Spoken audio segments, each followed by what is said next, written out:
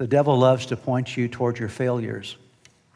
And he's really big at reminding you of everything that you've done wrong. One thing that we all in this room have in common is called a past. Everybody has a past. And somewhere in your past, you've made some big mistakes. You've sinned against God. We all have.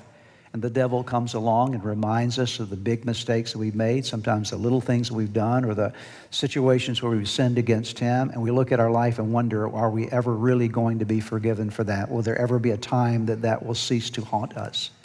And I cannot tell you the number of people that I've met over the years, Christian believers, that are still struggling with something that they've done in the past. They've asked God to forgive them, and yet it still haunts them. It still controls their life. They're still looking back on that, and it's defining their life for them. And I want to remind you that one of the words that you find, or word combinations you find in Scripture for God, is that He is the gracious God, slow to anger, abounding in love, full of compassion. He is the forgiving God who loves to extend His grace and forgiveness to those who seek Him. He's a forgiving and good God. And you and I need to be reminded of the fact that if you've made some mistakes, as we all have in our lives, and you've asked God to forgive you, then when God forgives you, you are forgiven. Okay. You are forgiven. Okay.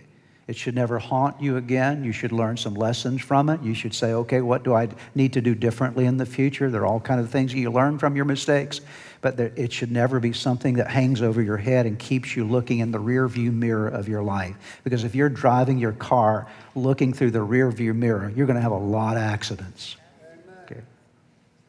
Your windshield, your front windshield is what's designed to look through if you're going to move forward in your life. But many people are looking at the rear view mirror at all the mistakes of their life, and it's haunting them, and that's why they continue to go backwards.